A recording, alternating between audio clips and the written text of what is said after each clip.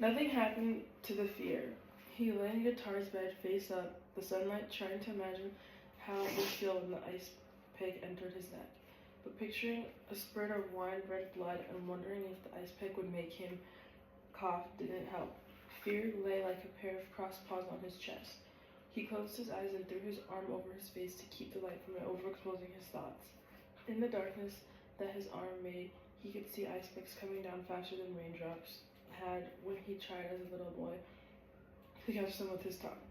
5 hours ago, before he knocked on Guitar's door, he had stood on the top step, dripping in summer rain that still patted the window, imagining that the drops were tiny steely picks, and he knocked on the door.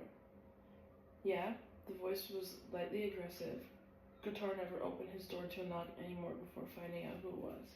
Me? Milkman? He answered. I waited for the clicking sounds of 3 locks being released. Milkman walked in, hunching his shoulders over his wetsuit jacket. Anything to drink? Now you know better than that. Guitar was smiling, his golden eyes dimmed for the moment. They had not seen much of each other since the argument about homeroom versus Alabama, but the quarrel had been cleansing for both of them. They were easy with each other now that they didn't have to pretend. When in conversation they came to the battleground of difference, their verbal sparring was full of good humor. Furthermore, their friendship had been tested in more immediate ways. The last 6 months had been dangerous for Milkman, and Guitar had come to his aid over and over again. Coffee? Then, said Milkman. He sat on the bed with the heaviness of a very old man. How long are you gonna keep it up? Forever. It's over, man. No booze. How about some tea? Jesus. Loose too. Bet you thought tea grew in little bags. Oh Christ, like Louisiana cotton. Except the black men picking it wear diapers and turbans. All over India, that's all you see. Bushes with little bitsy white tea beds blossoming, right? Give me the tea, Guitar. Just the tea. No geography. No geography. Okay, no geography. What about some history in your tea? Or some psychopolitical? No, that's still geography. Goddamn, Milk. I do believe my whole life is geography. Don't you wash pots out for people before you cook water in them? For example, I live in North now. So the first question come to mind is north of what? Why north of the South? So North exists because South does. What does that mean? North is different from South? No way. South is just south of North. You don't put the fucking leaves in the boiling water. You pour the water over the leaves in a pot, man. In a teapot. But there is some slight difference worth noticing. Northerners, for example, born and bred ones, that is, are picky about their food. Well, not about food, but they actually don't give a shit about food. What they're picky about is the trappings. You know what I mean? The pots and shit. Now, they're real funny about pots, but tea, they don't know Earl Grey from an old man Lipton's instant. I want tea, man, not 1 top shredded wheat. Old man Lipton dyed him up some shredded. New York Times would put it in a cute little white bag and northern Negroes run amok. Can't contain themselves. Ever notice that? How they just love them little white bags. Oh Jesus, he's a northerner too. Lived in Israel. But a northerner in his heart. His bleeding heart. His cute little old bleeding red heart. Southerners think they own him. But that's just because the first time they laid eyes on him, he was strung up on a tree. They can't relate to that. See? Both the stringer and the strung, but northerners know better. Who are you talking about? Black people or white people? Black. White? Don't tell me you're one of those racial Negroes who said anything about black people. This is just a geography lesson. Guitar handed Milkman a steaming cup of tea. Yeah, well, if this is tea, I'm a soft fried egg. See what I mean? Picky. Why you gotta be a soft fried egg? Why can't you just be a fried egg? Or a plain old egg? And why an egg anyways? Negro's been a lot of things, but never been an egg. Milkman began to laugh. Guitar had done it again. He come to the door sopping wet, ready to roll over and die. And now he was laughing, spilling tea, and choking out his reply. How come Amber can't be an egg? He can be an egg if he wants to. Nope, can't be no egg. I ain't in him. It ain't in him. Something about his genes. His genes won't let him be an egg no matter how hard he tries. Nature says no. No, you can't be an egg. Now you can be a crow if you wanna. Or a baked banana. but not no egg. Eggs is difficult, complicated, fragile too, and white. They got brown eggs. Miscegenation. Besides, don't nobody want 'em. French people do. In France, yeah, but not in the Congo. Frenchmen in the Congo won't touch a brown egg. Why won't he? Scared of 'em. Might do something to his skin, like the sun. French people love the sun. They're always trying to get in the sun on the Riviera. Trying to get in the French sun, but not the Congo sun. In the Congo, they hate the sun. Well, I got a right to be what I want to be, and I want to be an egg. Fried? Fried. And somebody gotta bust your shell. Quicker than a pulse beat, Guitar had changed the air. Milkman wiped his mouth, avoiding Guitar's eyes because he knew the phosphorus was back in them. The little room stood at attention in the quiet. It was a second-story porch, walled in, make a room for rent so the landlady could get an income from it. And have a watchman too. Its outside stairway made it perfect for a bachelor, especially a secretive one like Guitar Baines. Can I have the pad tonight? Milkman asked him. He examined his fingernails. The cop? Milkman shook his head. Guitar didn't believe him. Didn't believe his friend really wanted to be alone tonight, before the day of his own murder. That's scary, man. Very scary. Milkman didn't answer. You're not obliged to go through no number, you know. Not for me. Everybody knows you're brave when you want to be. Milkman looked up, but still did not answer. Still and all, Guitar went carefully. You might get your heart cut out. You noticed another brave person who got wasted. Milkman reached for the Pall Mall package. It was empty, so he pulled the longest butt from the Planter's peanut butter jar top. That was Guitar's ashtray for the day. He stretched out on the bed, letting his long fingers rub the pocket places in his clothes where matches might be. Everything's cool, he said. Shit, said Guitar. Ain't nothing cool. Nothing. Nowhere. Even the North Pole ain't cool. You think so, going on up there and watching them fucking glaciers ice your ass, and what the glaciers don't get, the polar bears will. Guitar stood up, his head almost touching the ceiling. Annoyed by Milkman's indifference, he relieved his agitation by straightening up the room. He pulled an empty crate from underneath his straight-back chair leaning in the corner and started dumping trash in the box. Then matches from the windowsill, pork bones from the barbecue he'd eaten the day before. He crumpled the pleated paper clips that had been overflowing with pole saw and fired them into the crate. Every person I know wants to be cool. There's nothing wrong with controlling yourself, but can't nobody control other people. He looked sideways at Milton's face, alert for any sign, any opening.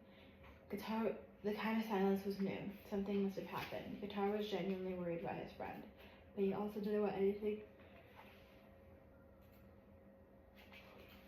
to happen in this room that would bring the police here.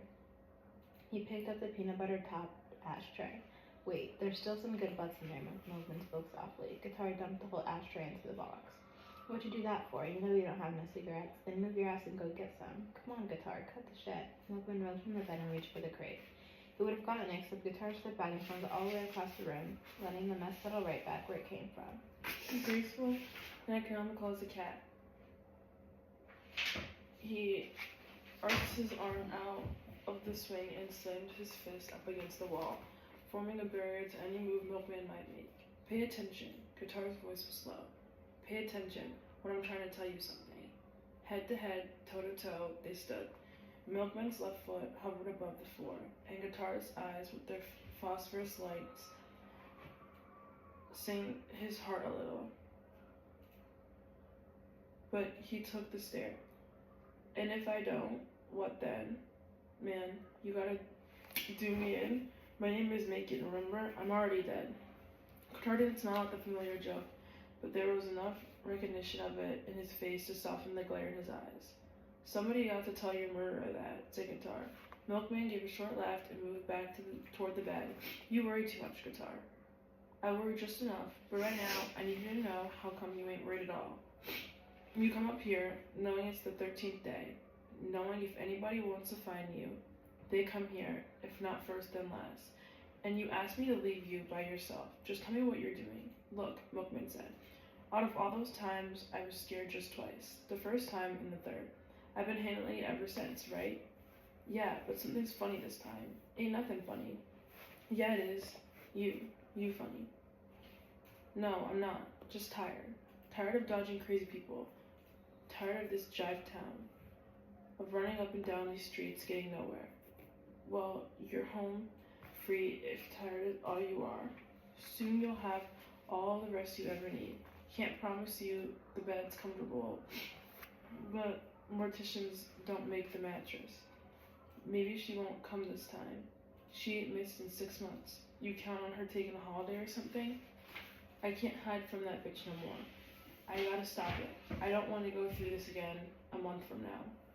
Why don't you just get her people to do something? I am her people. Listen, Milk. I'll split it if you say so. But just listen to me a minute. That broad had a Carlson skinning knife last time. You know how sharp a Carlson skinning knife is?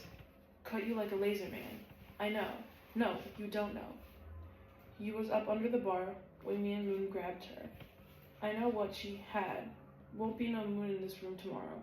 And no guitar either if I listen to you. This time, she might have a pistol. What fool is gonna give a colored woman a pistol? Same fool that gave Porter a shotgun. That was years ago. It ain't even that bothers me. It's the way you acting. Like you want it. Like you looking forward to it. Where'd you think that up? Look at you. You're all dressed up.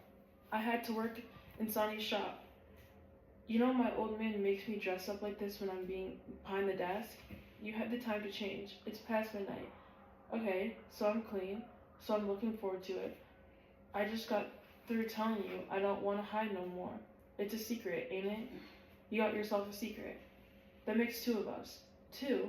You and her? No, you and me. You've been making some funny smoke screens lately. Milkman looked up at Guitar and smiled. Just so you don't think I ain't noticed. Guitar grinned back. Now that he knew there was a secret, he settled down into the groove of their friendship. Okay, Mr. Depp. Sir, you on your own. Would you ask your visitor to kind of neaten things up a little before she goes? I don't want to come back and have to look through a pile of cigarette butts for your head. Be nice if it was laying somewhere that I could spot right off. Be nice if it was laying somewhere I could spot.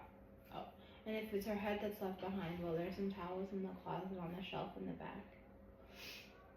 Rest your mind, boy. Ain't nobody giving up no head. They laughed then at the suitableness of the unintended pun, and it was in the sound of the laughter that Guitar picked up his brown leather jacket and started out the door. Cigarettes, Milkman called after him. Bring me some cigarettes before you disappear. Gotcha. Guitar was halfway down the stairs. Already, his thoughts had left Milkman and had flown ahead to the house where 6 old men waited for him. He didn't come back that night.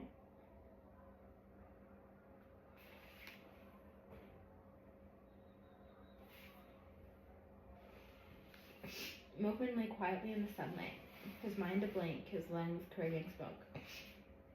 Gradually, his fear of and eagerness for death returned. Above all, he wanted to escape what he knew, escape the implications of what he had been told. And all he knew in the world about the world was that other people had told him. He felt like a garbage pail for the actions and hatreds of other people. He himself did nothing, except for the one time he had hit his father. He had never acted independently in that act. His only one had brought unwanted knowledge too, as well as some responsibility for that knowledge. When his father told him about Ruth, he joined him in despising her. But he felt put upon, felt as though some burden had been given to him and that he didn't deserve it. None of that was his fault, and he didn't want to have to think or to be or do something about any of it. In the mood of lazy righteousness, he wallowed in Guitar's bed, the same righteousness that had made him tail his mother like a secret agent when she had left the house a week or so ago. Returning home from a party, he had hardly pulled Megan Buick up to the curb and turned off the car lights when he saw his mother walking a little ahead of him down not Doctor Street. It was 1:30 in the morning, but in spite of the hour and her turned coat collar, there was no air of furtiveness about her at all. She was walking in what seemed to him a determined manner, neither hurried nor aimless, just the even-paced walk of a woman on her way to some modest but respectable work. When Ruth turned the corner, Milkman waited a minute and started up the car.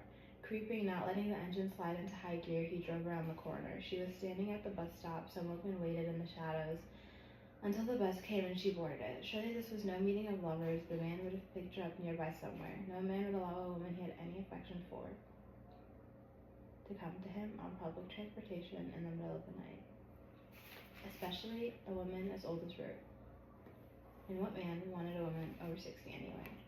Following the bus was a nightmare. It stopped too often, too long, and it was difficult to tail it, hide, and watch to see if she got off. Milkman turned on the car radio, but the music, which he had hoped would coat his nerve ends, only splayed them. He was very nervous, and thought seriously about turning back. Finally, the bus pulled up at the intra-country train station, its last stop. There, among the few remaining passengers, he saw her go into the lobby of the station. He believed he'd lost her. He'd never find out what train she was taking. He thought again of going back home. It was late, he was exhausted, and he wasn't sure he wanted to know any more about his mother. But having come this far, he realized it was foolish to turn back now and leave things forever up in the air. He parked in the lot and walked slowly toward the station. Maybe she's not taking a train, he thought. Maybe he meets her in the station. He looked around carefully before pushing open the doors. There was no sign of her inside. It was a small, plain building, old but well lit. Looming over the modest waiting room was the Great Seal of Michigan in vivid technicolor, painted probably by some high school art class. Two pink deer reared up on their hind legs, facing each other, and an eagle perched at eye level between them. The eagle's wings were open and looked like raised shoulders. Its head was turned to the left, one fierce eye bored into that of a deer. Purple Latin words stretched in a long ribbon beneath the seal. Si queres peninsulam aemonum circumspice. Milkman didn't understand the Latin, and he didn't understand why the Wolverine state had a buck painted on the seal. Or were they does? He remembered Guitar's story about killing one. A man shouldn't do that. Milkman felt a quick beat of something like a remorse, but he shook it off and resumed his search for his mother. He walked to the back of the station, still no sight of her. Then he noticed that there was an upper platform, stairs leading to it, and an arrow with the words Fairfield and Northeastern Suburbs painted on it. Perhaps she was up there. He moved cautiously towards the stairs, glancing up and all around lest to see her or miss her. A loudspeaker broke the silence, announcing the arrival of the 2:15 train to Fairfield Heights. Leaving from the upper platform, he dashed up the stairs and just in time to see Ruth step into a car and jump into another car himself. The train made 10 stops, about 10-minute intervals. He leaned up between the cars at each stop to see if she was getting off. After the 6th stop, he asked the conductor when the next train returned to the city. 5:40 a.m., he said. Milkman looked at his watch. It was already 3 o'clock. When the conductor called out Fairfield Heights, last stop, a half an hour later, Milkman looked out again and this time saw her disembark. He darted behind the 3-sided wooden structure that sheltered waiting passengers from the wind until he heard her wide rubber heels patting down the steps. Beyond the shelter, along the street below were stores, all closed now, newsstands, coffee shops, stationery shops, but no houses. The wealthy people of Fairfield did not live near a train station, and very few of their houses could even be seen from the road. Nevertheless, Ruth walked in her even pace way down the street, and in just a few minutes was the wide, winding lane that led into Fairfield Cemetery. As Milkman stared at the ironwork arched over the entrance, he remembered snatches of his mother's chatter about having looked so very carefully for a cemetery for the doctor's body, someplace other than the one where Negroes were all laid together in one area. And 40 years ago, Fairfield was the farm country, with the country cemetery too tiny for anybody to care whether its dead were white or black. Milkman leaned against a tree and waited at the entrance. Now he knew, if he'd had any doubts, that all his father had told him was true. She was a silly, selfish, queer, faintly obscene woman. Again, he felt abused. Why couldn't anybody in his whole family just be normal?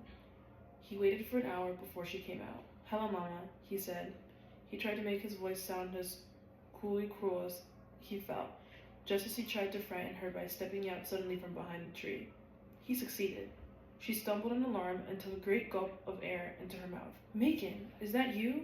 You're here. Oh my goodness, She tried desperately to normalize the situation, smiling wanly and blinking her eyes, searching for words and manners and civilization. Milkman stopped her. You come to lay down on your father's grave? Is that what you've been doing all these years? Spending a night every now and then with your father? Ruth's shoulders seemed to slump, but she said in a surprisingly steady voice, Let's walk toward the train stop. Neither said a word during the 45 minutes they waited in the little shelter for the train back to the city. The sun came up and pointed out the names of young lovers painted on the wall. A few men were walking up the stairs to the platform. When the train backed in from its siding, they still had not spoken. Only when the wheels were actually turning and the engine had cleared his throat did Ruth begin. And she began in the middle of a sentence, as though she'd been thinking it all through since she and her son left the entrance to Fairfield Cemetery. Because the fact is that I am a small woman. I don't mean little, I mean small. And I'm small because I was pressed small.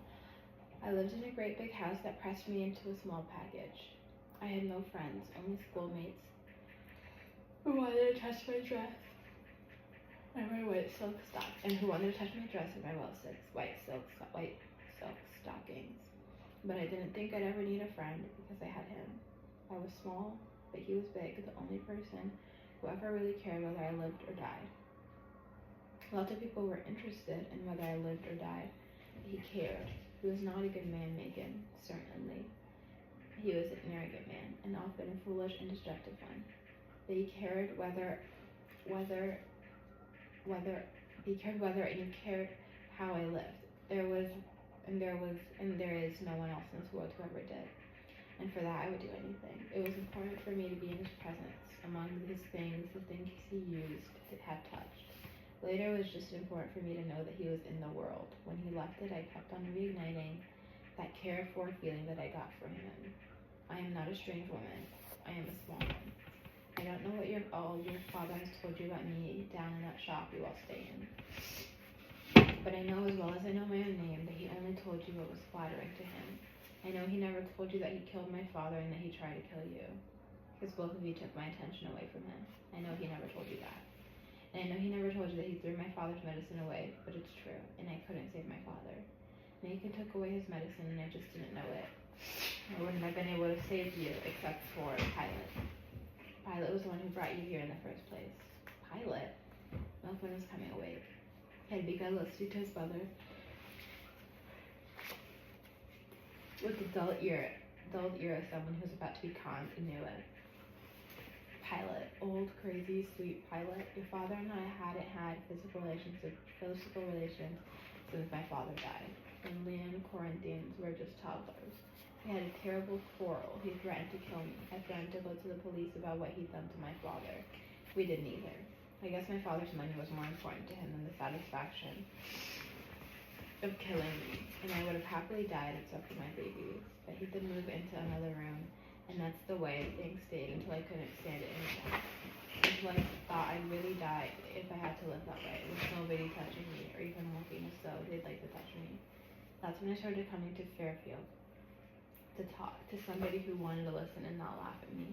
Somebody I could trust. Somebody who trusted me. Somebody who was interested in me for my own self. I didn't care that it was somebody under the ground.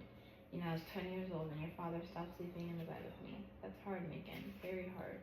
By the time I was 30, I think I was just afraid I'd die that way. Then Pilot came to town. She came into Sis City like she owned it. Pilot, Reba, and Reba's little baby, Hagar.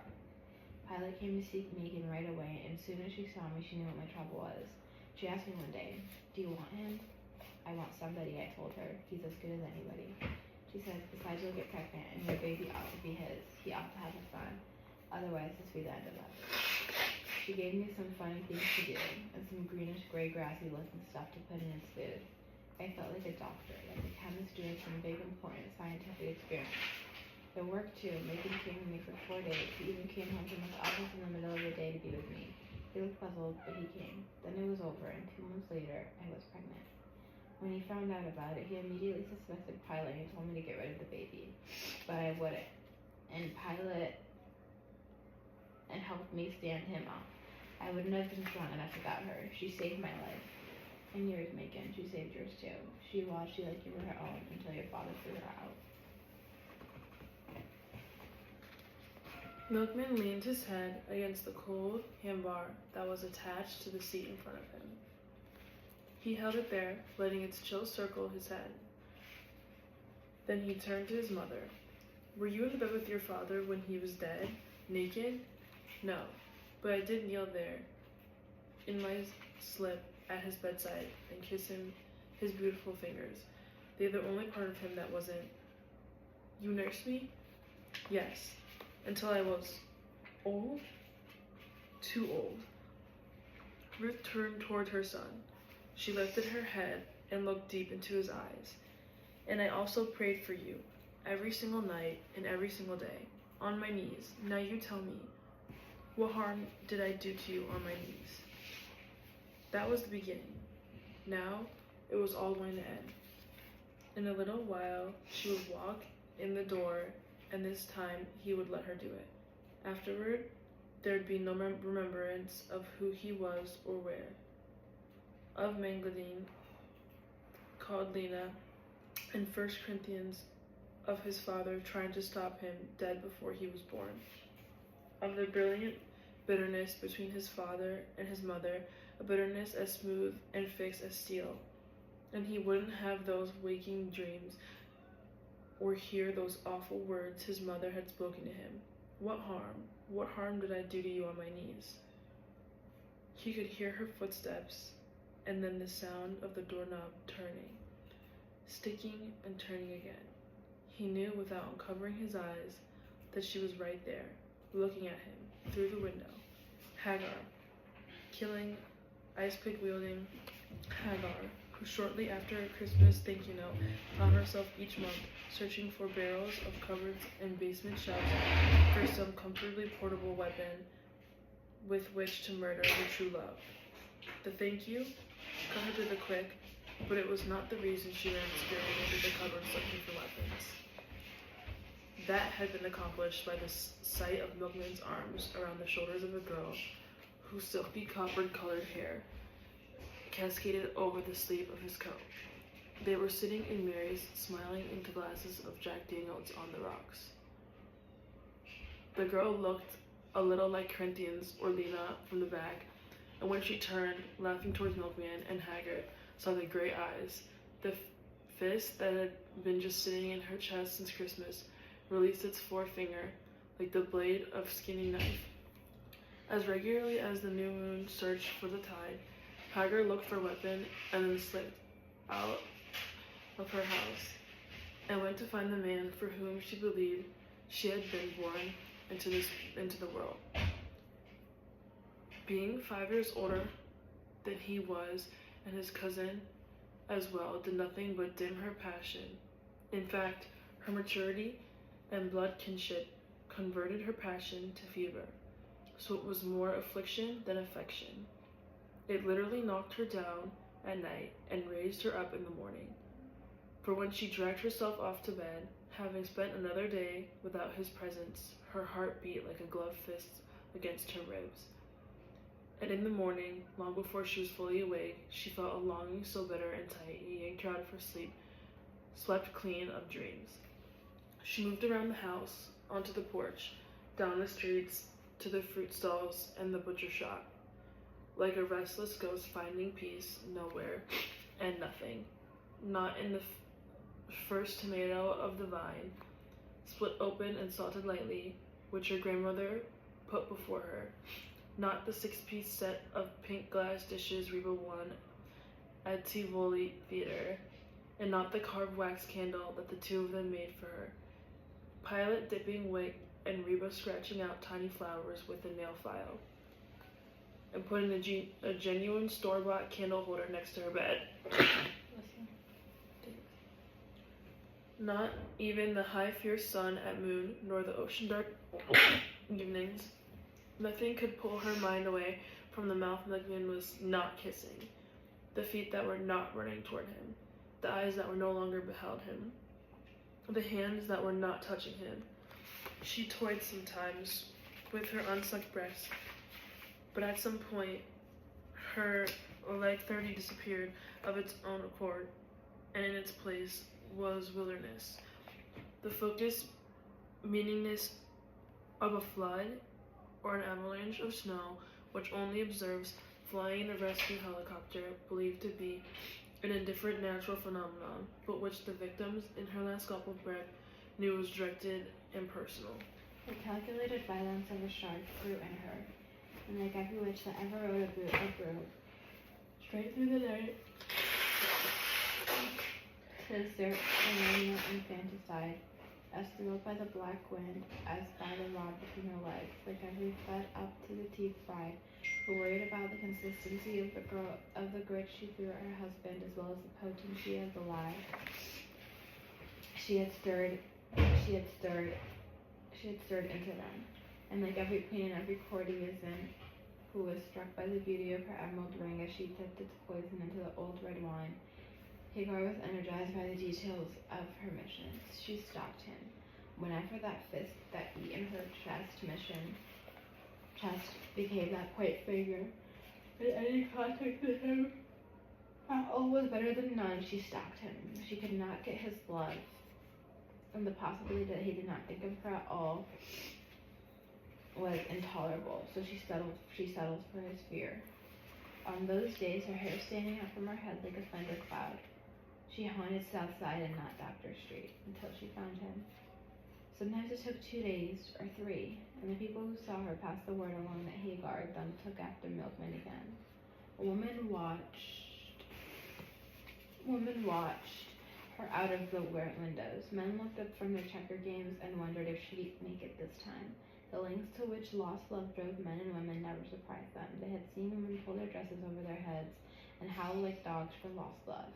And men who sat in doorways with pennies in their mouths for lost love. Thank God, they whispered to themselves. Thank God I never had one of them graveyard loves. Empire State himself was a good example of one. He'd married a white girl in France and brought her home. Happy as a fly and just as industrious, he lived with her for 6 years until he came home to find her with another black man. And when he discovered that his white wife loved not only him, not only this other black man, but the whole race, he sat down, closed his mouth, and never said another word. Railroad Tommy had given him a janitor's job to save him from the poorhouse, workhouse, or not house. 1. So Hagar's berets were part and parcel of the mystery of having been liked by love. And while the manifestation it took was a great source of great interest to them, the consequences were not. After all, it served him right, messing with his own cousin. Luckily for Milkman, she had proved so far to be the world's most inept killer. Awed, even in the midst of her anger, by the very presence of her victim, she trembled violently, and her knife thrusts and hammer swings and ice-pick jabs were clumsy. As soon as the attempt had been thwarted by a wrist grab from behind, or a body tackle from the front, or a knee clip on the jaw, she folded up into herself and wept cleansing tears right there and laid her under Pilate's strap, to which he submitted with relief. Pilate beat her. Reba cried, and Hagar crouched, until the next time, like this time when she turned the doorknob of Guitar's little bachelor room. It was locked, so she swung one leg over the porch railing and fiddled with the window. Milkman heard the noises, heard the window shake, but refused to move or take his arm away from his eyes. Even when he heard the tinkling clatter of glass, he did not move. Hagar put her shoe back on before reaching into the window hole she had made and turning the catch. It took her the longest time to raise the window. She was hanging lopsided over the railing, one leg supporting her weight. The window slid in a crooked path up its jam. Milkman refused to look. Perspiration collected in the small of his back and ran out of his armpit down the side. But the fear was gone. He lay there as still as the morning light and sucked the world's energy up into his will and willed her dead. Either she will kill me or she will drop dead. Either I am to live in this world on my terms, or I will die out of it. If I am to live in it, then I want her dead. One or the other, me or her. Choose. Die, Hagar, die, die, die. But she didn't. She crawled into the room and walked over to the little iron bed. In her bed, in her hand was a butcher knife, which she raised high over her head and brought down heavily toward the smooth neck flesh that showed above his shirt collar. The knife struck his collarbone and angled off his shoulder. A small break in the skin began to bleed.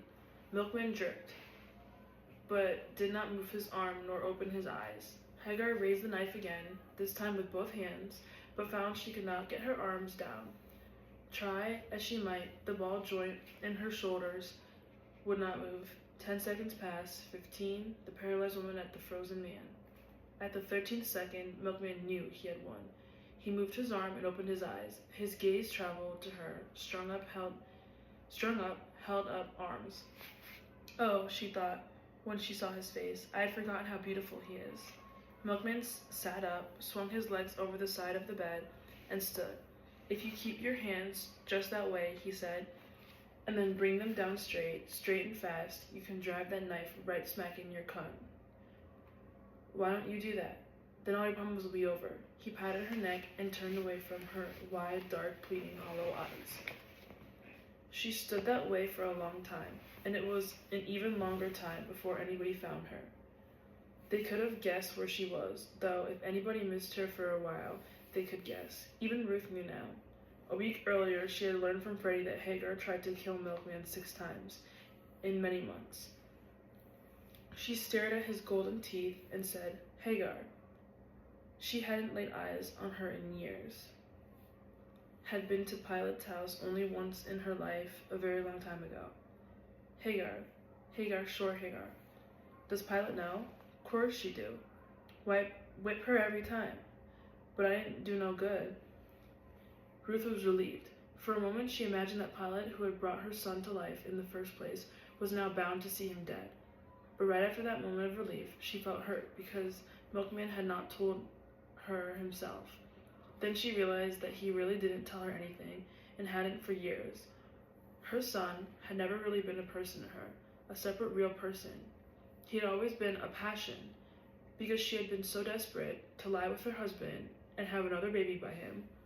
The son she bore was first off a wish for bond between herself and Macon, something to hold them together and reinstate their sex lives.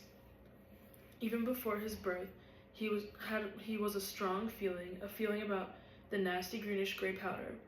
Pilot had given her to be stirred into rain water and put into food, but Macon came out of his few days of sexual hypnosis in a range, and later, when he discovered her pregnancy, tried to get her to abort. Then the baby became the nausea caused by a ½ ounce of castor oil. Macon made her drink, then a hot pot recently emptied of scalding water on which she sat, then a soapy enema, a knitting needle she inserted only the tip, squatting in the bathroom, crying, afraid of the man who paced outside the door. And finally, when he punched her stomach, she had been about to pick up his breakfast plate when she looked at her stomach and punched it. She ran to Southside looking for Pilot.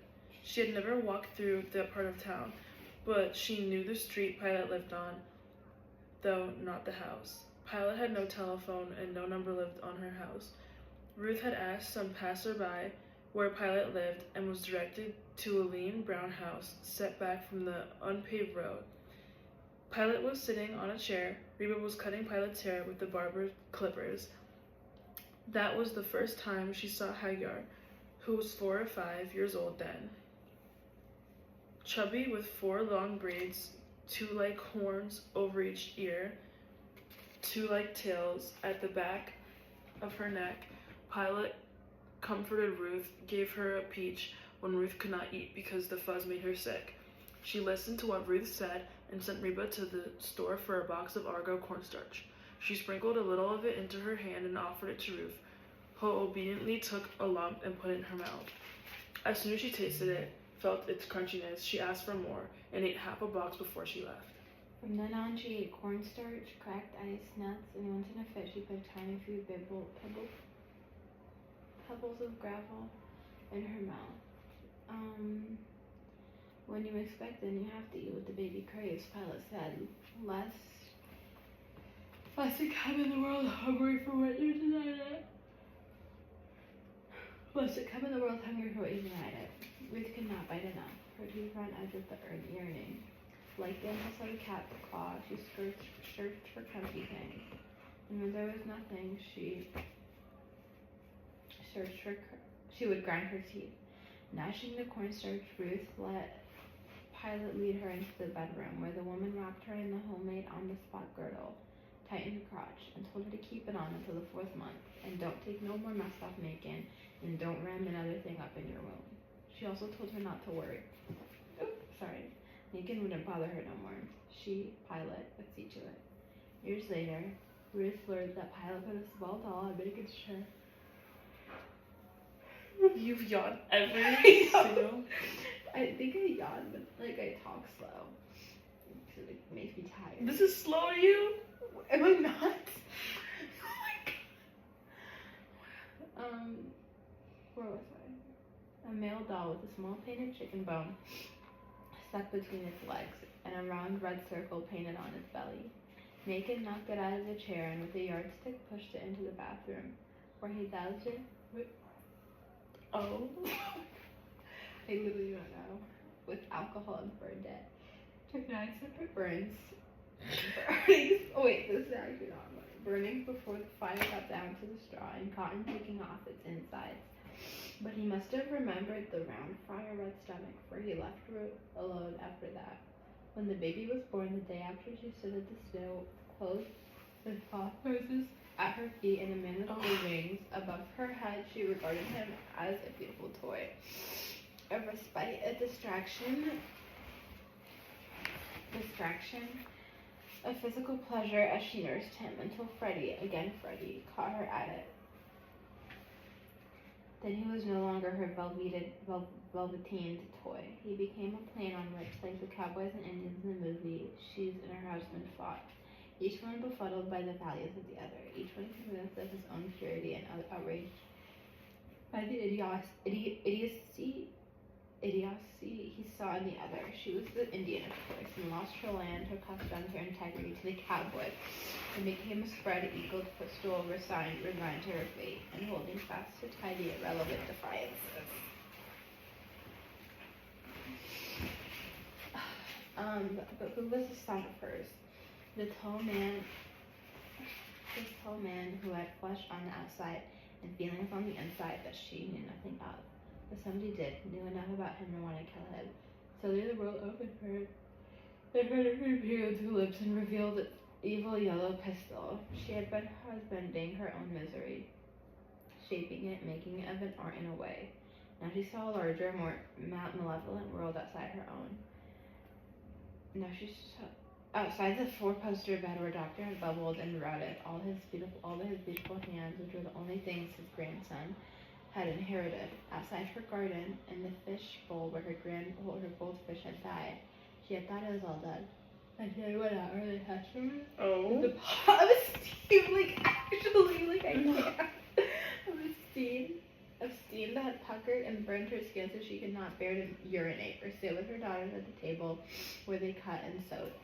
She had the baby anyway, and although it did nothing to close the break between herself and Macon, there he was, her single triumph. And now Freddie was telling her that it wasn't done and over yet. Somebody was still trying to kill him, to deprive him of the one aggressive act brought to royal completion. And the person who was threatening his life was someone who shared Macon's blood. That hurts, she said aloud to Freddie as she folded in her pocket the rent money he handed her. That hurts, you know. She climbed the porch steps and went into the kitchen. Without knowing what her foot was planning to do, she kicked the cabinet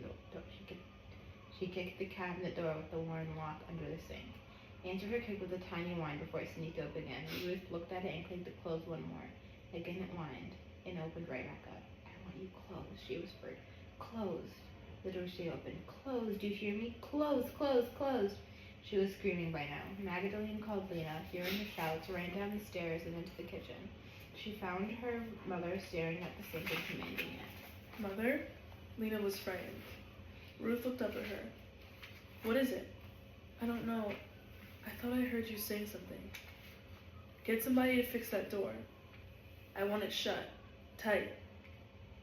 Lena stared as Ruth hurried past, and when she heard her mother running up the stairs, she put her fingers to her lips in disbelief.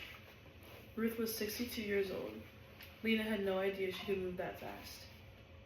Her passions were narrow but deep. Long deprived of sex, long dependent on self-manipulation, she saw her son's imminent death as a nihilitration of the past occasions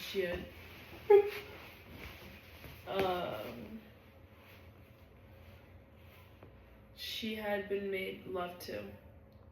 With the same determined tread that took her to the graveyard 6 or 7 times a year, Ruth left the house and caught the number 26 bus and sat down right in back of the driver. She took her glasses off and wiped them on the hem of her skirt. She was serene and purposeful as always when death turned his attention to someone who belonged to her, as she was when death breathed in her father's wispy hair and blew the strands about. She had the same calmness and efficiency with which she cared for the doctor, putting her hand on Death's chest and holding him back, denying him, keeping her father alive even past the point where we wanted to be alive. Past pain, on into disgust and horror at having to smell himself in his next breath. Past that horror at past that until he was too sick to fight her efforts to keep him alive, lingering in absolute hatred of this woman who would not grant him peace but keep her shining lightish eyes fixed on him like magnets holding from the narrow earth he longed for. Ruth wiped her glasses clean so she could see the street signs as they passed. Eat cherries, Pilot had told her, and you won't have to wear them little windows over your eyes. Her mind empty except for getting there to Darling Street, where Pilot lived and where she supposed Haggart lived too. How had that chubby little girl weighed down with hair become a knife-wielding would-be killer out to get her son? Maybe Freddie lied. Maybe she'd see. When the Bankses appeared and a small shop in between rickety houses came into view, Ruth pulled the cord. She stepped down and walked toward the underpass that cut across Darling Street. It was a long walk, and she was sweating by the time she got into Pilot's house. The door was open, but nobody was inside. The house smelled fruity, and she remembered how the peach had nauseated her the last time she was there. Here was the chair she had collapsed in. There was the candlemaker's rack, the pan where Pilot's homemade soap hardened into a yellowish-brown slab. This house had been a haven then, and in spite of the cold anger she felt now, it still looked like an inn. A safe harbor, a flat paper roll entirely free of flies, curled down from the ceiling not so far from the sack that hung there. Ruth looked into the bedroom and saw 3 little beds, and like Goldilocks, she walked over to the nearest one and sat down. There was no back door to this 2-room house, and just a big room where they lived, and this bedroom. It had a cellar that one could enter only from the outside under a metal door that slanted away from the house and opened into stone stairs. Ruth sat still, letting the anger and determination gel. She wondered whose bed it was and lifted up to the blanket and saw only mattress ticking. The same was true of the next bed, but not of the third. It had sheets, a pillow slip. That would be Haggart, she thought. The anger ungelled and flooded through her. She left the room, pressing her furry back so she would be able to wait until somebody returned. Pacing the floor of the outer room, her elbows in the palms of her hands, she suddenly heard humming that seemed to be coming from the back of the house. Pilot, she thought. Pilot hummed and chewed things all the time. Ruth would ask her first if what Freddie said was true. She needed Pilot's calm view, her honesty and equilibrium. Then she would know what to do, whether to unfold her arms and let the rage out, to do whatever it might, or she tasted again the Argo cornstarch and felt the marvelous biting and crunching it allowed her. Now she merely ground her teeth as she stepped out onto the porch. I ran her eyes outside. And continued growing all loud and out of control. A woman sat on a bench, her hands clasped between her knees. It was not Pilate.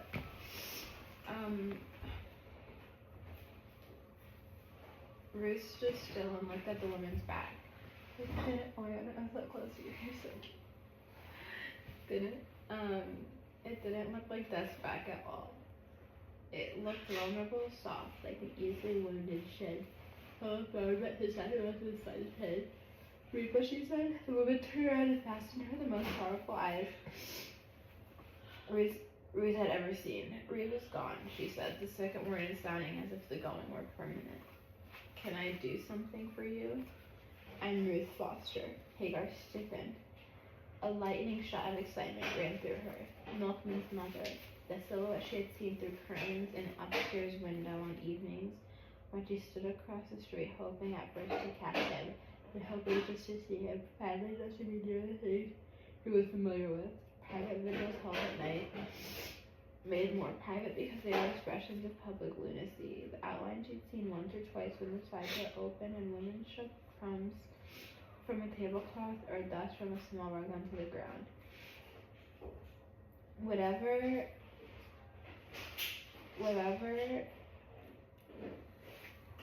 Milkman had told her about his mother, whatever she had heard from Pilate and Reba, she could not remember, and overwhelmed she was in the presence of his mother. Hagar let her morbid pleasure spread across her face in a smile. Ruth was not impressed. That's always smiles.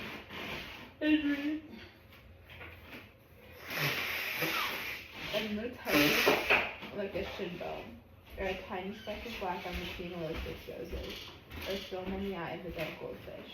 You were trying to kill him. Ruth's voice was a matter of fact. If you so much as bend a hair on his head, so help me Jesus, I will tear your throat out. Hagar was surprised. She loved nothing in the world except this woman's son, wanted him alive more than anybody, but hadn't the least bit of control over the predator that lived inside her. Totally taken over by her anaconda love. Totally taken over by her anaconda love. She had no self left, no fears, no wants, no intelligence that was her own. So with a great deal of earnestness, that she replied, Ruth, I'll try not to, but I can't make you a for certain promise. Ruth heard this supplication in her words, and it seemed to her that she was not looking at a person, but at an impulse, a cell, a red corpuscle that neither knows nor understands why it is driven to spend its whole life in one pursuit, swimming up the dark tunnel toward the muscle of a heart or an eye's nerve end that it both nourished and fed from. Hagar lowered her eyelids and gazed hungrily down the figure of the woman who had only been a silhouette to her. The woman slept in the same house with him, and who could call him home, and he would come, who knew the mystery of his flesh, had memory with him as long as life. The woman who knew him, who had watched his teeth appear, stuck her finger in his mouth to soothe his gums, cleaned his behind, Vaselined his penis, and caught his vomit in a fresh white diaper, had fed him from her own nipples, carried him close and warm and safe under her heart, and who had opened her legs far, far wider than she had herself ever had for even now, could walk freely into his room if she wanted to, and smell his clothes, stroke his shoes, lay her head on the very spot where he had lain his. But what was more, so much more than this thin lemon yellow woman knew with absolute certainty what Hagar was willing to have her throat torn out to know, that she would see him this very day. Jealousy loomed so large in her and made her tremble. Maybe you, she thought. Maybe it's you I should be killing. Maybe then he will come to me and let me come to him. He is my home in this world. And then aloud, he is my home in this world. And I am his, said Ruth. And he wouldn't give a pilot's one ship for either one of you. They turned then and saw Pilate leaning on the windowsill. Neither knew how long she'd been there. Can't say as I blame him either. Two grown-up women talking about man like he was a house or needed one. He ain't a house. He's a man, and whatever he needs, none of you. Oh, yes, I'm like invested. It's good. He ain't a house. He's a man, and whatever he needs, none of you got it.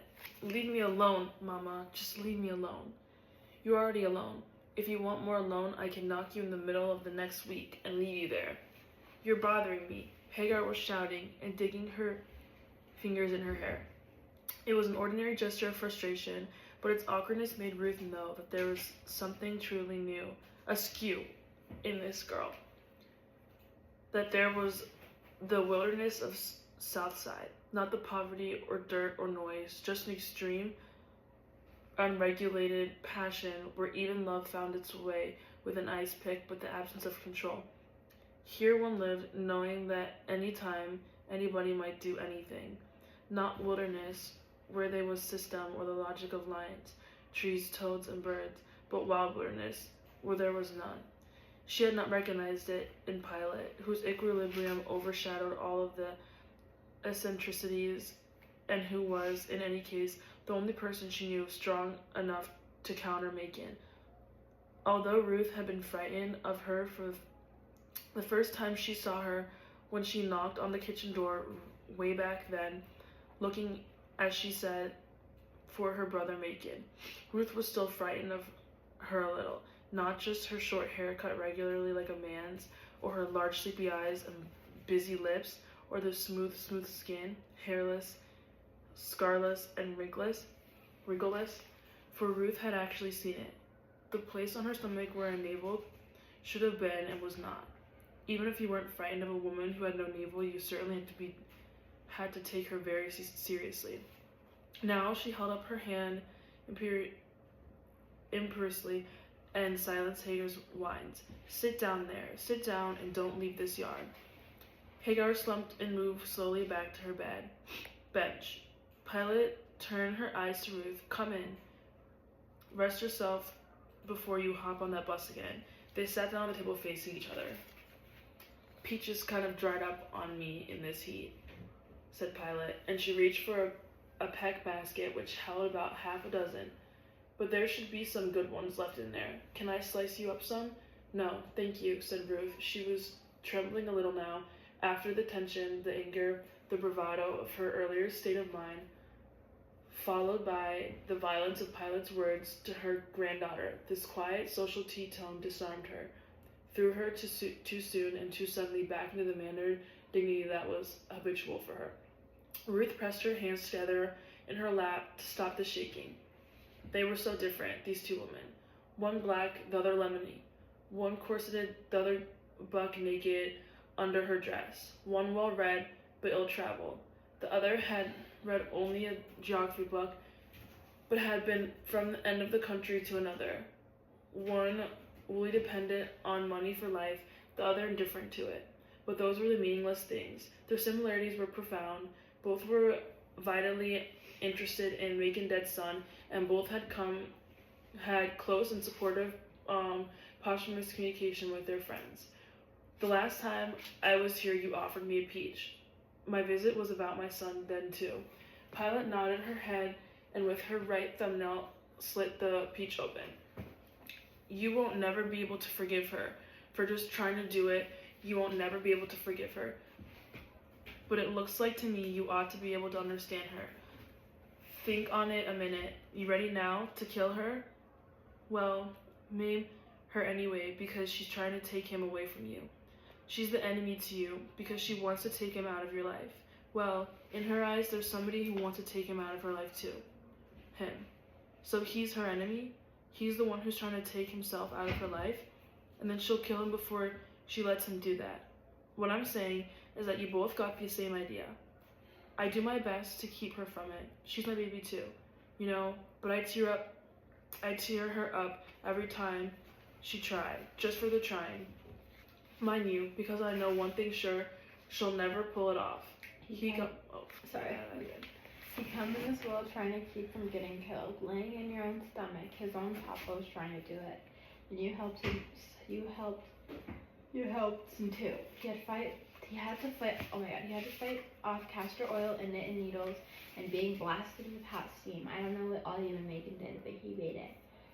While he was at his most helpless, he made it, and nothing in him but ignorance. Anyway, won't no woman ever kill him. What's likely is that it'll be a woman to save his life.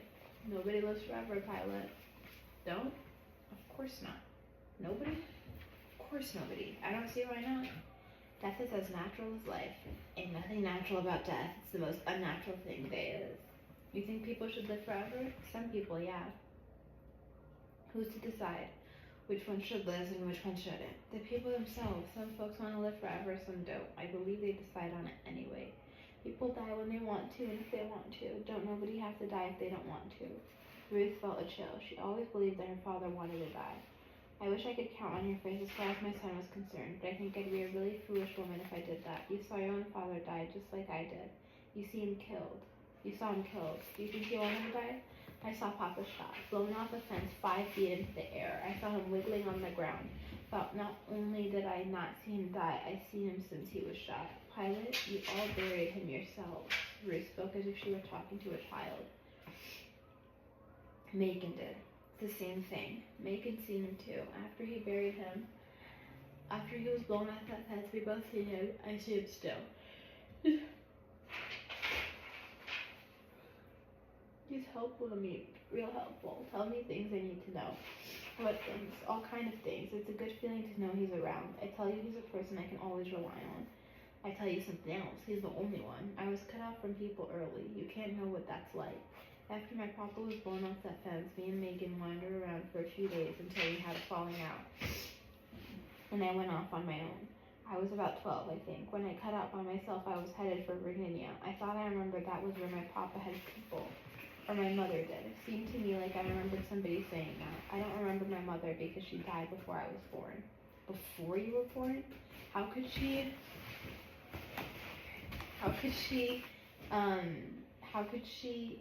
what?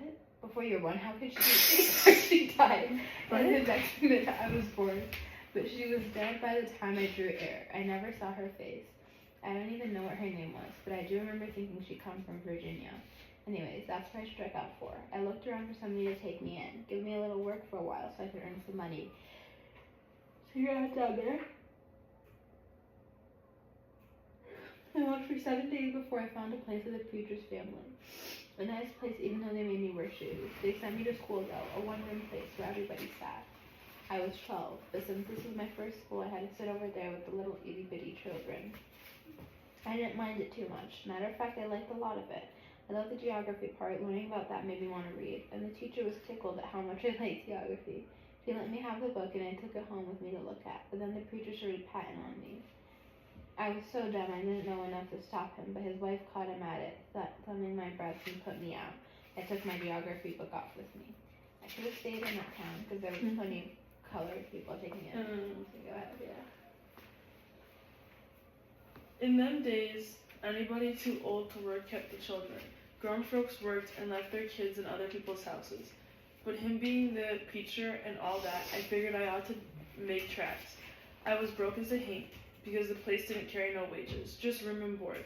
So I just took my geography book and rock and I picked it up for a souvenir and lit out. It was Sunday when I met up with some pickers. Folks call them migrants nowadays. When they was just called pickers, they took me and treated me fine. I worked up in New York State picking beans, and we moved to another place and picked a different crop. Every place I went, I got me a rock. There was about 4 or 5 families altogether in the crew, all of them related one way or another. But they was good people, and treated me fine. I stayed with them for 3 years, I believe, and the main reason I stayed on was a woman there I took to, a root worker. She taught me a lot and kept me from missing my own family. Macon and Papa, I didn't have a thought in my head of ever leaving them, but I did. I had to. After a while, they didn't want me around no more. Pilate sucked a peach stone and her face was dark and still with the memory of how she was cut off so early from other people. The boy, the nephew, or was it the cousin of the woman who worked roots. When she was 15 and the rain was so heavy they had to stay in the shacks. Those who had them, the others had tents, because nothing could be harvested in that pouring rain. The boy and Pilate lay down together. He was no older than she was, and while everything about her delighted him, nothing about her surprised him. So it was with no malice whatsoever that one evening after supper he mentioned to some of the men, but within listening distance of the woman, that he didn't know that some folks had navels and some didn't.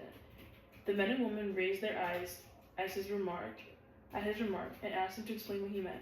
He got it out, finally, after many false starts. He thought they were alarmed because he had taken the pretty girl with the single earring to bed, but he soon discovered that the navel thing was what bothered him. The root woman was assigned the job to finding out what he said was true or not. She called Pilate into her shack one day later. Lay down, she said. I want to check on something. Pilate lay down on the straw pallet. Now lift up your dress, the woman said. More, all the way up. Higher. And then her eyes flew open wide when she put her hand over her mouth.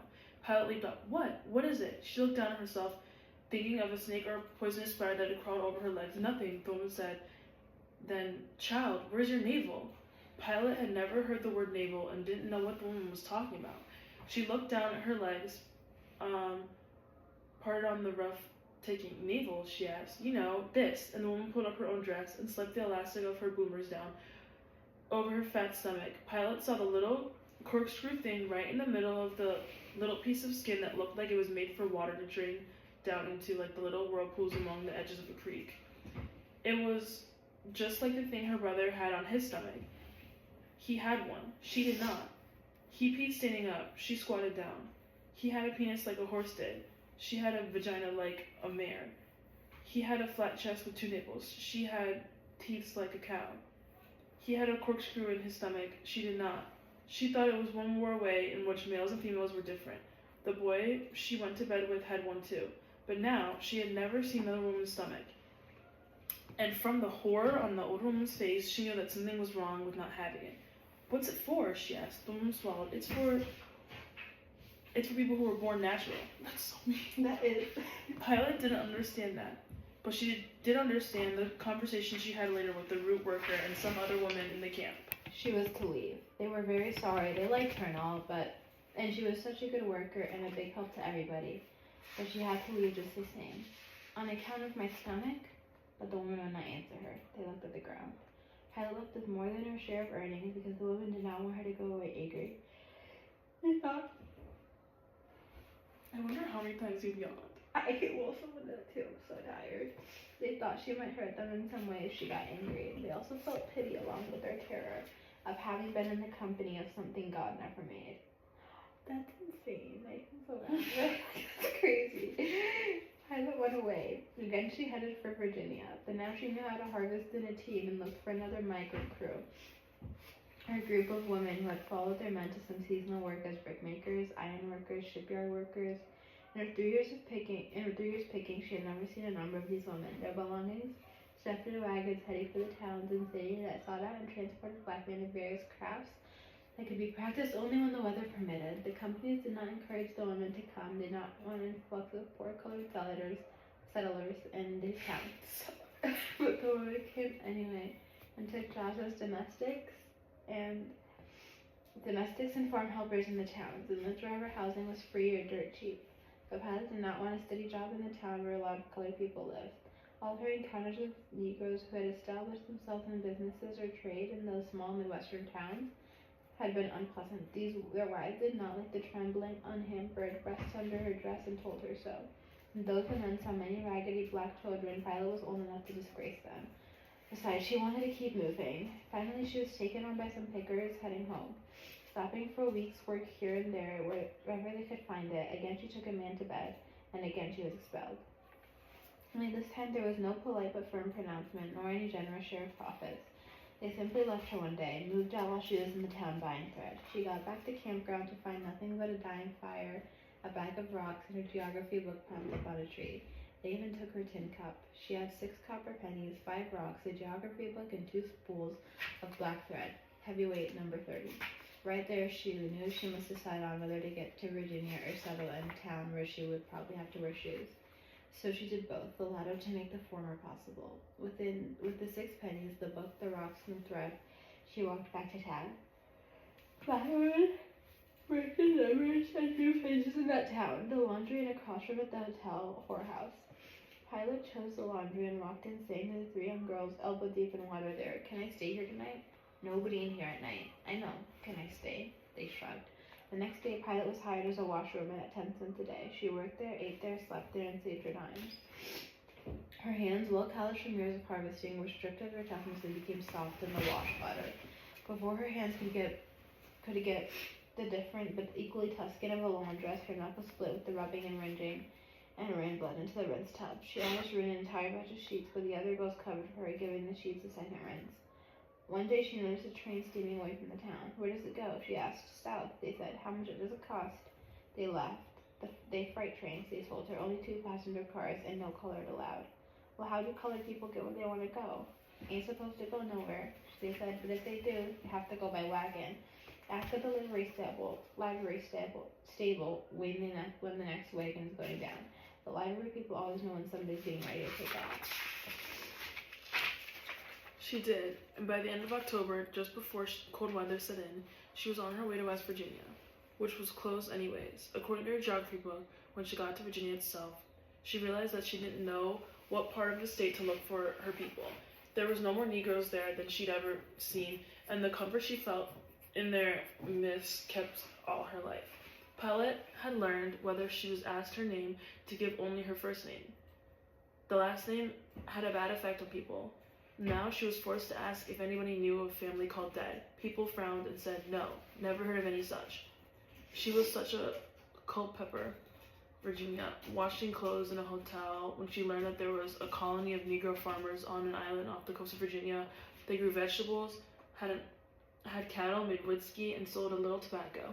They did not mix much with other Negroes, but were respected by them and self-sustaining. And you could get there only by a boat, only Sunday. She convinced the ferryman to take her there when his work was done in his skiff. What do you want over there? He asked. Work. Why don't you want to work over here? He said. Why not? Them folks keep to themselves too much. Take me? I'll pay. How much? A nickel. Great Jesus. You on. Be here at 9:30. There were 25 or 30 families on that island, and when Pilot made it clear that she wasn't afraid of work, but didn't like the mainland and confinement of town, she was taken in. She worked there for 3 months, hoeing, fishing, plowing, planting, and helping out all the stills. All she had to do, she thought, was keep her belly covered, and it was true.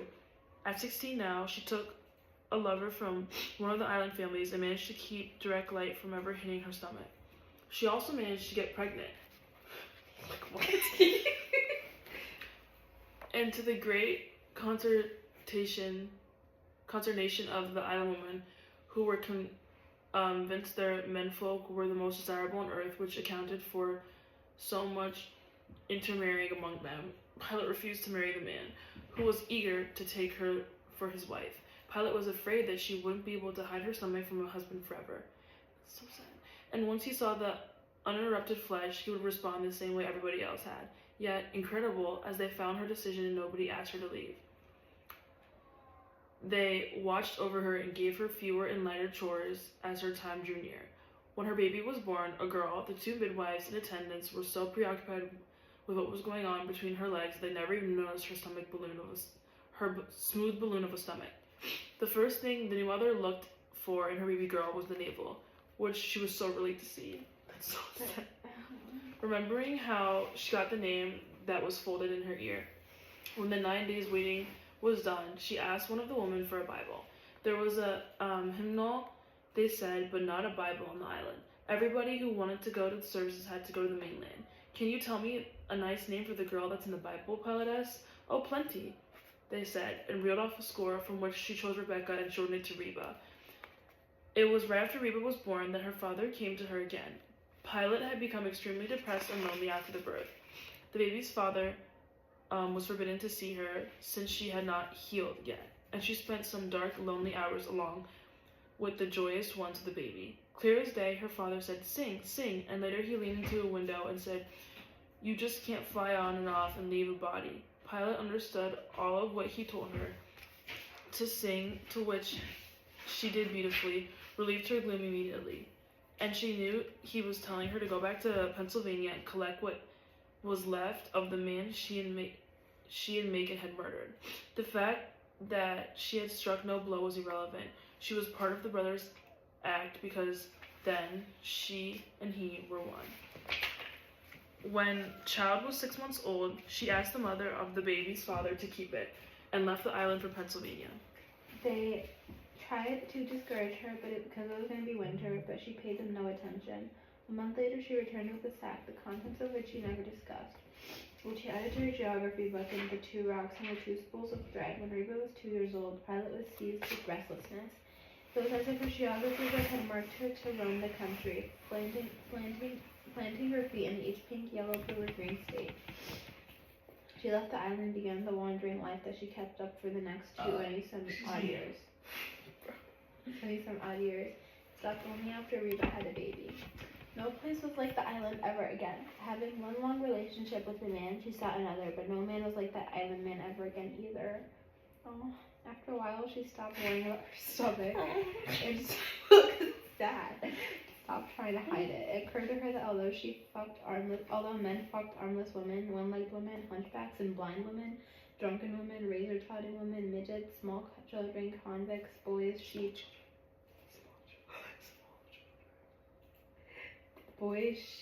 dogs, goats, liver, each other, and even certain species of plants. They were terrified of fucking her, a woman with no navel. They froze at the sight of a belly that looked like a back.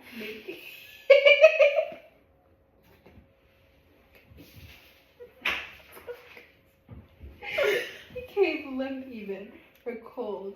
If she happened to undress completely and walk straight toward them, showing them deliberately a stomach as blind as a knee. What are you, some kind of mermaid? One man had said it. Because look at the way it's read. Mermaid. And reached hurriedly for his socks. It isolated her. Already without family, she was further isolated from her people. Except for the relative bliss on the island, every other resource was denied her. Partnership and marriage, confessional friendship, and communal religion. Men frowned, women whispered, and shoved their children behind them. Even a traveling sideshow would have rejected her, since her free quality lacked that important ingredient, the grotesque. There was really nothing to see. Her defect, frightening and exotic as it was also a theatrical failure. It needed intimacy, gossip, and time. It took for curiosity of drama. Finally, Pilot began to take offense. Although she was hampered by huge ignorances, but not in any way unintelligent, when she realized what her situation in the world was, and would probably always be, she threw away every assumption she had learned to begin at zero. First off, she cut her hair. That was one thing she didn't want to think about anymore. Then she tackled the problem of trying to decide how she wanted to live and what was valuable to her. When am I happy, and when am I sad, and what is the difference? What do I need to know to stay alive? What is true in the world? Her mind traveled crooked streets and aimless goat paths, arriving sometimes at profundity, other times at the revelations of a 3-year-old. Throughout this rush of common pursuit of knowledge, one conviction crowned her efforts, since death held no terrors for her. She spoke often to the dead. She knew there was nothing to fear. That plus her alien's compassion for troubled people ripened her, and the consequence of the knowledge she had made up or acquired kept her just barely within the boundaries of the elaborately socialized world of black people. Her dress might be outrageous to them, but her respect for other people's privacy, which they were all very intense about, was balancing. She stared at people, and in those days, looking straight into another person's eyes was considered among black people the height of rudeness, an act acceptable only within and among children and certain kind of outlaws, but she never made an impolite observation. And true to the palm oil that flowed in her veins, she never had a visitor to whom she did not offer food before one word of conversation, business, or social began. She laughed but never smiled, and in 1963, when she was 68 years old, she had not said a tear since she had brought her cherry jam for breakfast. She gave up apparently all interest in table manners or hygiene, but acquired a deep concern for and about human relationships. Those 12 years in Montour country, where she had been treated gently by a father and a brother, where she herself was in a position to help farm animals under her care, had taught her a preferable kind of behavior. Preferable to that of the men who called her mermaid and the women who swept up her footprints or put mirrors on her door. She was a natural healer, and among quarreling drunks and fighting women, she could hold her own. And sometimes,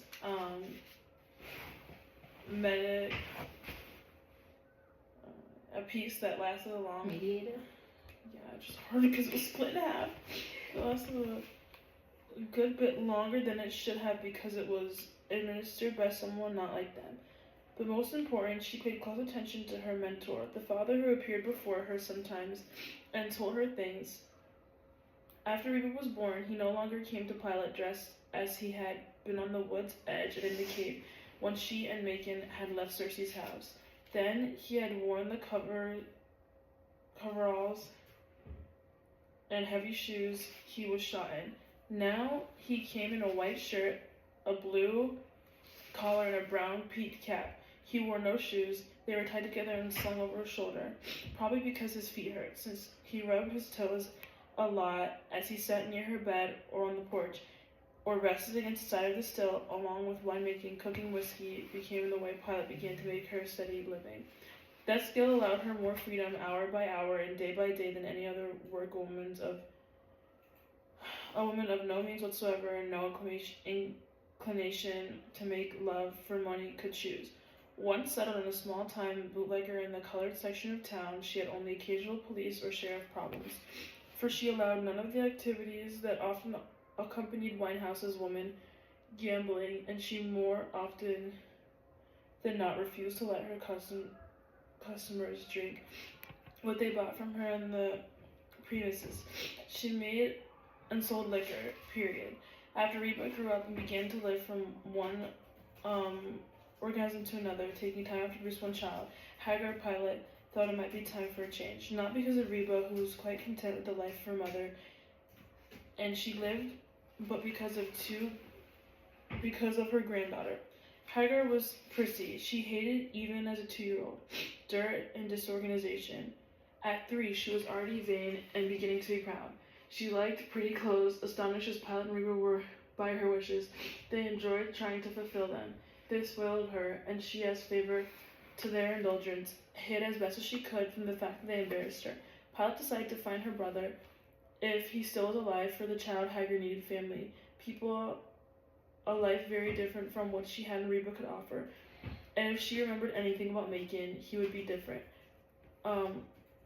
Prosperous, conventional, more like the things and people Hagar seemed to admire. In addition, Pilot wanted to make peace between them. She asked her father where he was, but he just rubbed his feet and shook his head.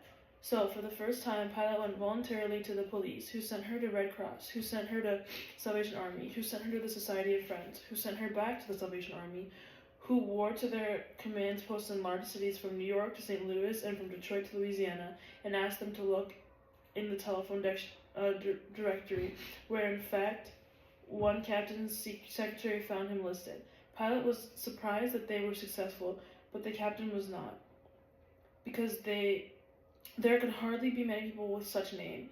They made the trip in style, 1 train and 2 buses, for Pilot had a lot of money. The crash of 1929 had produced so many buyers of cheap home brew that she didn't even need the collection of Salvation Army took up from her.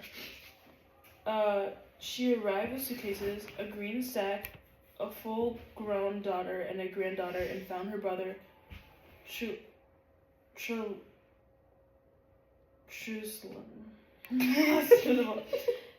embarrassed and unforgiving. Pilot would have moved on immediately, except for her brother's wife, who was dying of lovelessness and seemed to be dying of it now as she sat at the table across from her sister-in-law, listening to her life story, which Pilot was making deliberately long to keep Ruth's mind off Hagar.